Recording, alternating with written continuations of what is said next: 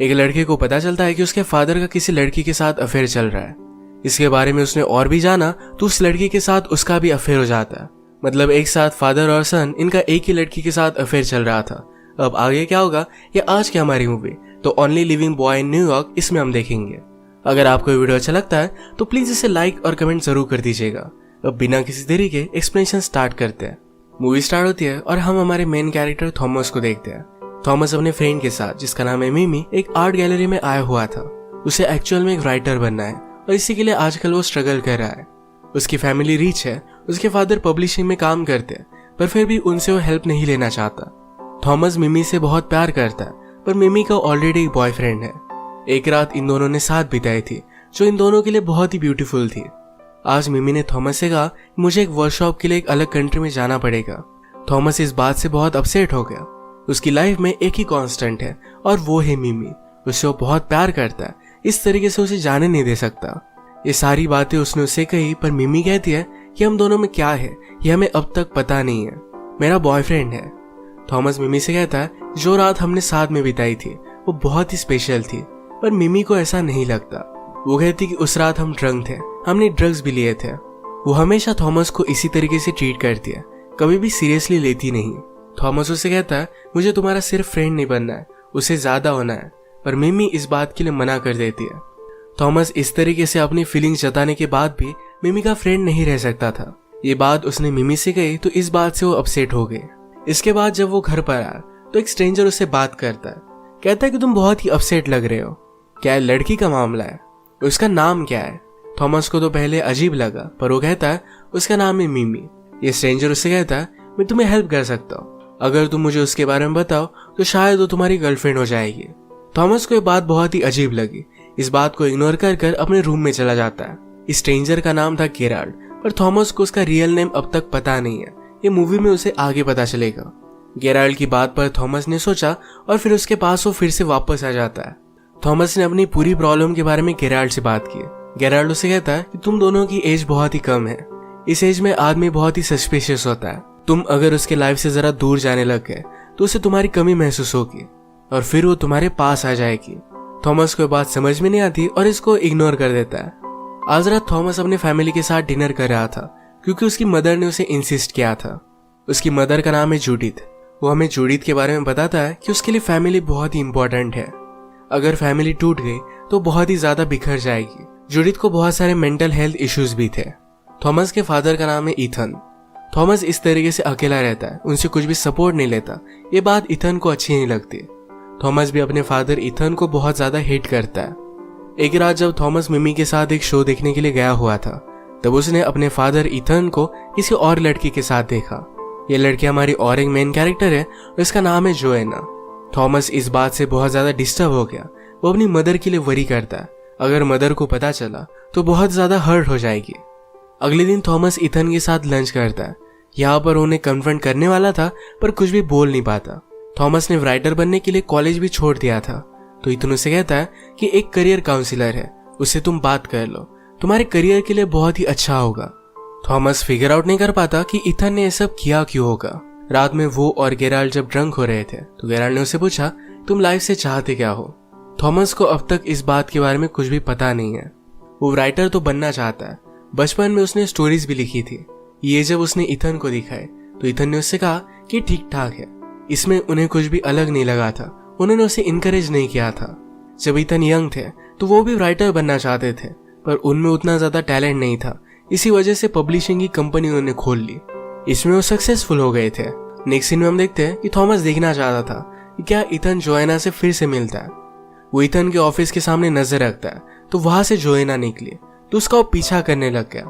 एक दिन जोएना का पीछा करते करते थॉमस ने उसे रोक लिया। जोएना कहती कि मुझे पता है कि तुम कौन हो। वो फिर उसे लंच के लिए लेकर गए। थॉमस पूछता है कि तुम दोनों को एक साथ कितना टाइम हो गया।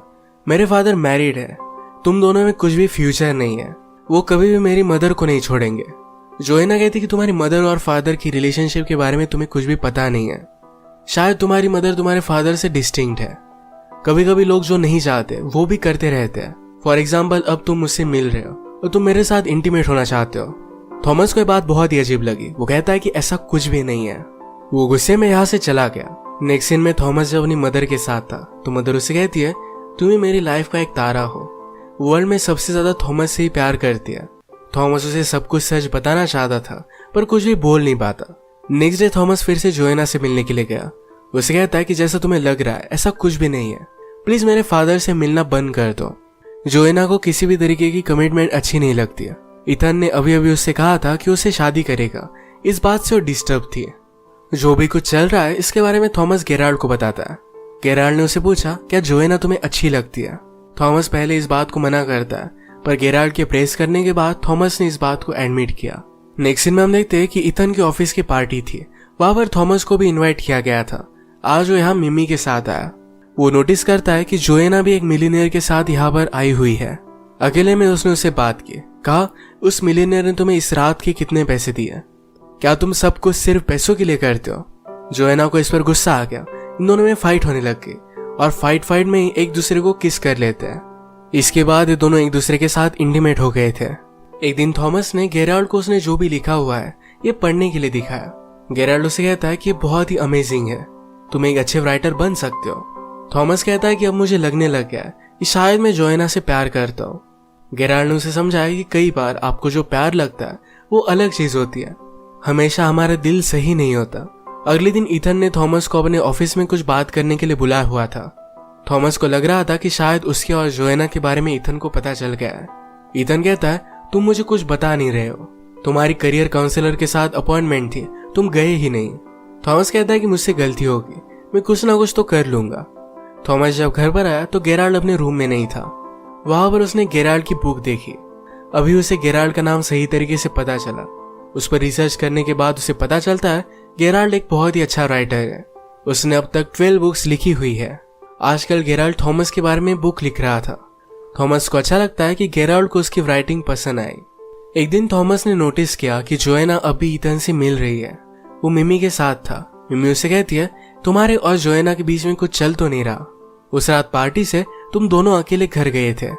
वो फिर खुद ही बोलती है कि तुम ऐसा कुछ भी करोगे नहीं, तुम उन लोगों में से नहीं हो। आज रात जब थॉमस जोएना के साथ था तो उसे कहता है, तुम इथन से मिलना बंद कर दो। जोएना भी अब ट्रबल में थी। वो थॉमस और इथन दोनों की केयर करती थी। उसे क्या करना चाहिए समझ में आ नहीं रहा था। उसने फिर डिसाइड किया कि वो थॉमस और इथन इन दोनों से ब्रेकअप कर लेगी। थॉमस इथन को फोन पर जोएना से झगड़ता हुआ देखता है। उसे लगता है कि इथन से उसने ब्रेकअप कर लिया है। एक रात इथन की यहाँ पर पार्टी थी। थॉमस ने गेराल्ड को भी इस पर इनवाइट कर लिया। दूर से थॉमस ने गेराल्ड को मिमी दिखाई। मिमी जूडिथ के साथ खड़ी थी तो गेराल्ड ने कहा, तुम्हारी मदर बहुत ब्यूटीफुल है। इस पार्टी से अकेला रहने के लिए जोएना रूफटॉप पर चली गई। गेराल्ड उसके पास आया, कहता है, मुझे पता है कि तुम क्या कर रही हो, पर अगर इसमें थॉमस हर्ट हुआ तो तुम्हें मुझे आंसर करना पड़ेगा। मैं तुम्हारा बहुत बुरा हाल करूंगा। जोएना को बहुत ही अनकंफर्टेबल लगता है। वो यहाँ से जा रही थी तभी थॉमस उसके पास आ गया। जोएना यहाँ पर उससे भी ब्रेकअप कर लेती है। जोएना कहती है, तुम्हारे फादर ने मुझे प्रपोज किया, अब ये सब करना गलत होगा। इस बात से थॉमस गुस्सा हो गया। उसे लग रहा था कि इथन और जोएना शादी कर लेंगे तो सब कुछ बताने के लिए अपनी मदर के पास वो जा रहा था, पर अपनी मदर को इथन के साथ वो खुश देखता है। उनका मूवमेंट वो रुइन नहीं करना चाहता था तो उससे कुछ भी नहीं बताता। पार्टी से वो गुस्से में जा रहा था तो मिमी भी उसके पीछे पीछे आई। आजकल थॉमस उससे दूर रह रहा है।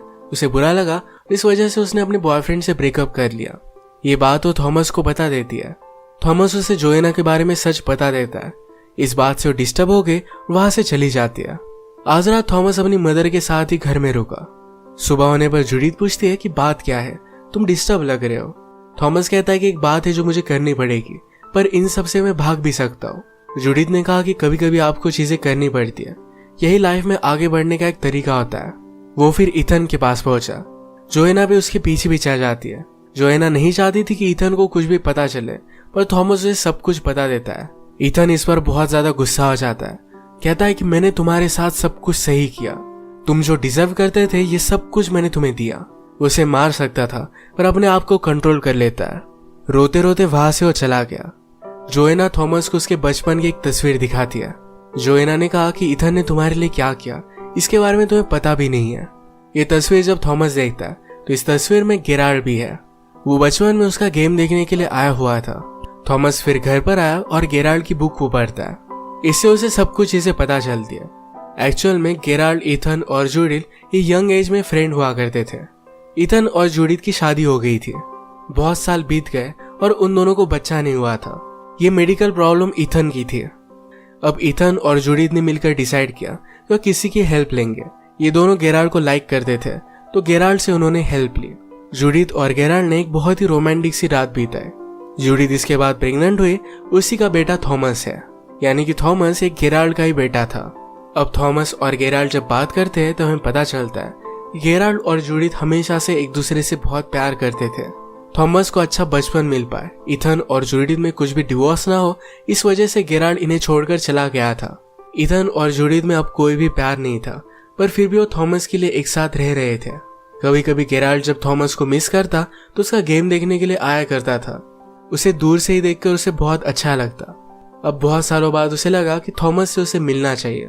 थॉमस में जो टैलेंट है इसे बढ़ावा देना चाहिए। इस वजह से वो फिर से उसकी लाइफ में वापस आ गया था। ये दोनों जब बात करते तो थॉमस को बहुत अच्छा लगा। उसे अच्छा लगा कि उसका टैलेंट अपने फादर से आता है। वो फिर अपनी मदर से मिलने के लिए गया। सारी चीजों को उसने एक्सप्लेन किया। जूडिथ पूछती कि गेराल्ड कैसा है। वो भी उससे प्यार करती है, हमेशा उसके बुक्स पढ़ती है। अब मूवी में हम देखते हैं कि 1 साल बीत चुका है। थॉमस ने अपनी एक बुक कंप्लीट कर सेल भी किया। आज उसे मिलने के लिए फिर से ईथन आया हुआ था। सब कुछ चीजें क्लियर होने के बाद इन दोनों में फिर से रिलेशनशिप बहुत ही अच्छी हो गई है। वो ईथन को अपने फादर की तरह ही मानता है। जोएना सचमुच में ईथन से बहुत प्यार करती थी, तो अब ये दोनों एक साथ है। गेराल्ड ने भी अपनी बुक को पब्लिश कर दिया था। जूडिथ और गेराल्ड 20 साल बाद एक दूसरे से मिले और अब एक साथ थे। थॉमस इन दोनों को देखकर बहुत खुश था। यही पर मूवी एंड हो जाती है। अगर आपको वीडियो अच्छा लगा तो प्लीज इसे लाइक कर दीजिएगा। बहुत सारी मूवीज लेकर आते रहता हूँ, तो प्लीज इस चैनल को सब्सक्राइब कर दीजिए और बेल नोटिफिकेशन आइकन दबाना मत भूलिएगा। हम फिर से मिलेंगे और एक नई मूवी के साथ। तब तक के लिए थैंक यू और आप अपने आप का ख्याल रखिए।